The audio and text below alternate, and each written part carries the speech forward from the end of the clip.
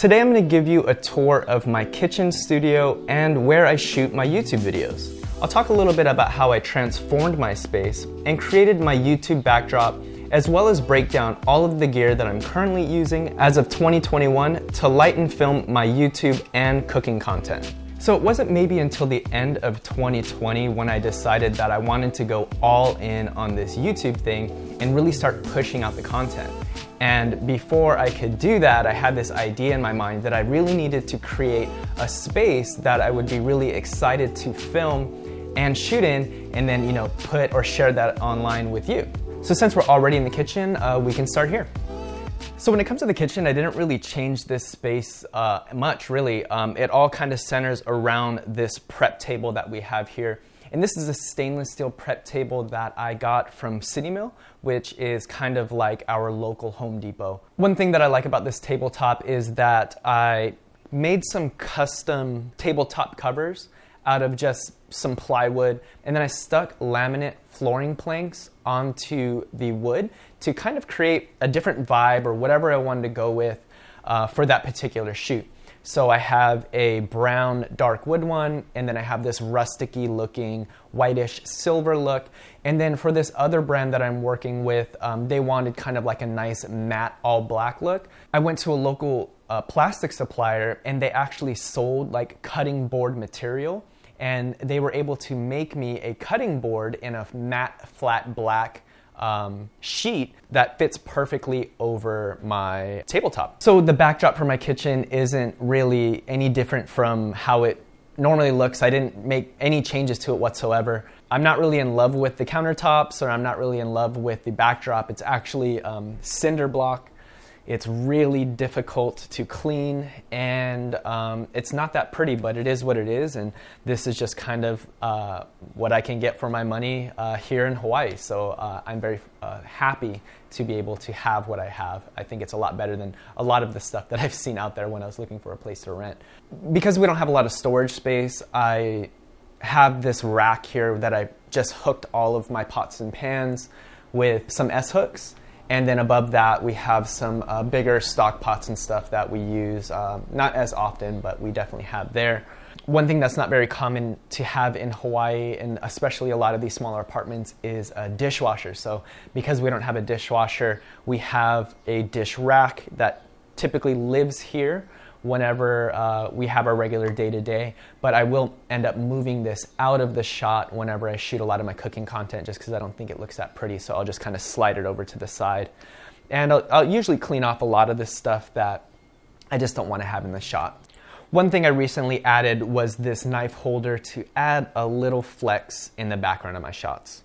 So the camera setup that I have is a Sony a6400, and I have it in a small rig cage that also mounts a SmallHD monitor with a magic arm. And the lens that lives on this camera is a Sony 35mm 1.8. This is my vertical video setup. A lot of the content that I have been creating lately has been short form vertical videos that I've been posting on TikTok, Instagram, and YouTube Shorts. So I do mount my camera vertically like this, and I use this SmallHD monitor to help me see my shot. And another thing that I really like about this external monitor is that I'm able to plug in different aspect ratios, so I can see, how will this look if I were to frame it in that 4:5 aspect ratio that is typically on Instagram, and then I can adjust my composition to make sure everything fits within that shot. If you follow me on Instagram, I post a lot of behind the scenes of my setup and how I move it around within my kitchen to capture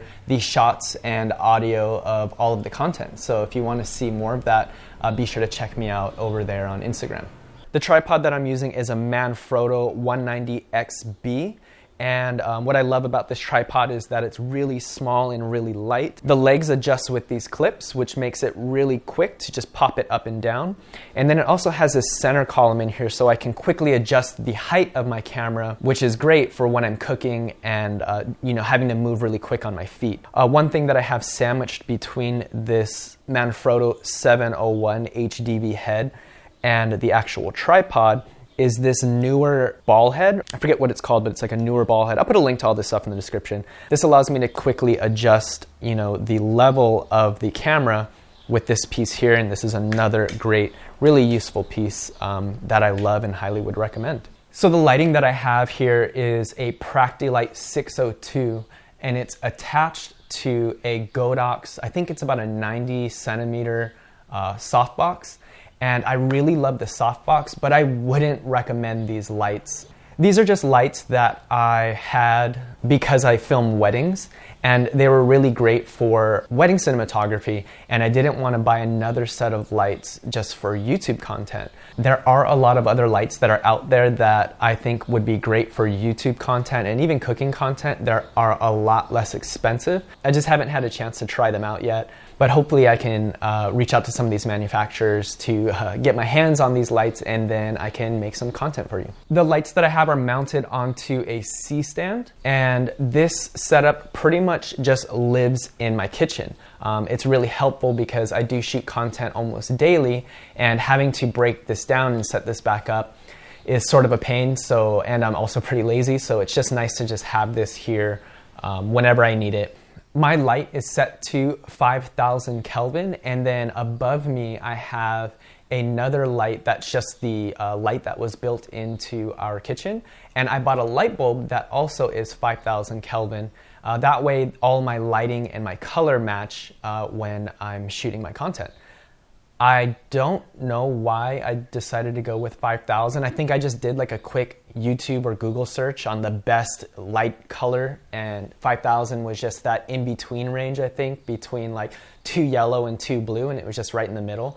So ever since I think I looked at that, I was like, oh, 5,000 is the number, and I can just punch that into my white balance. I have a whole nother video coming out about white balance specifically and color temperatures, so I'll be sure to put that in the description once it's ready.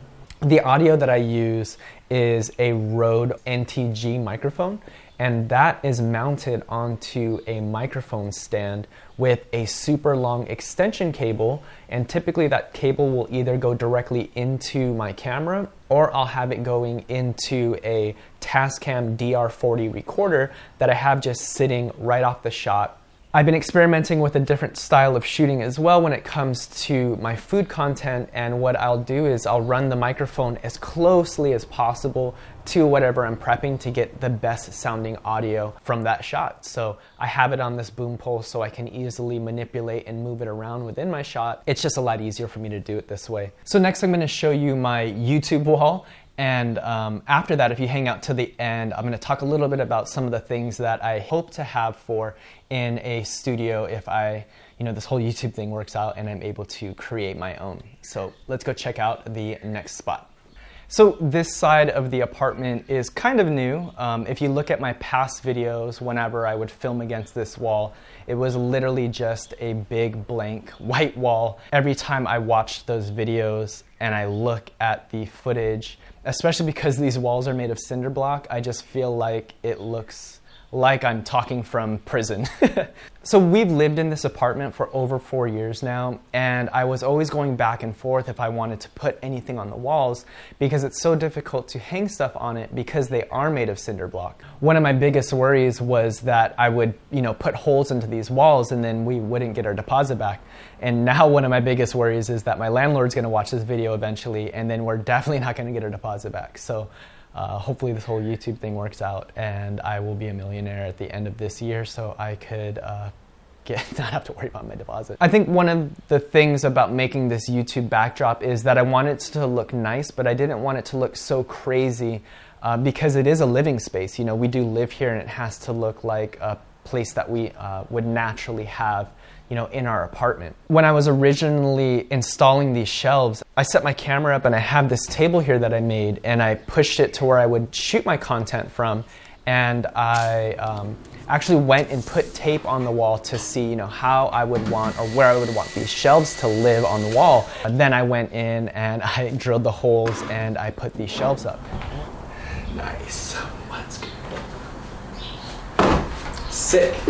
I think eventually I'm gonna put maybe some sort of big piece of art back here that kind of centers everything, but typically in all of my shots or my content going forward, I'll be centered, and I will just cover that space anyways, so that's just kind of why it looks like that. One thing that I did recently was I removed the glass from the picture frames and I put it behind the photos because I did start noticing and seeing a glare in some of our photos. Another thing that I like is this small lamp. This is a cool little light. Actually, it's known as a practical. It's a lighting element that's within the shot, and you'll see this in a lot of YouTubers' videos. There's just some sort of light source in the back that just adds a little pop of light and color, so it's a different temperature.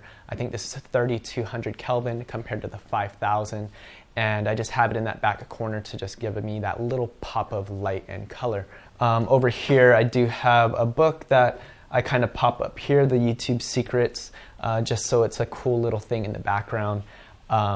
Eventually one day, hopefully, I can put my 100,000 subscriber plaque there, but for now I'm just going to have this play button in the background to kind of manifest that idea. Whenever I watch my videos, I see it in the background, the little play button, and I'm just like, yep, that's where the plaque's going to go one day. Here is how the setup looks when I have it for my YouTube backdrop.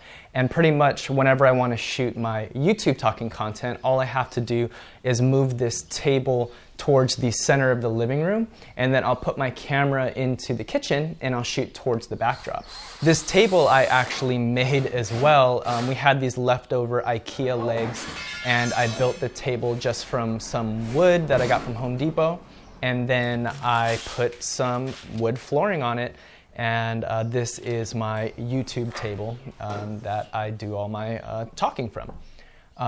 When it comes to filming my talking content, the camera setup is a little different. One, it's shooting horizontally, but it's pretty much an A6400. That's with the 35mm 1.8 sitting on a tripod.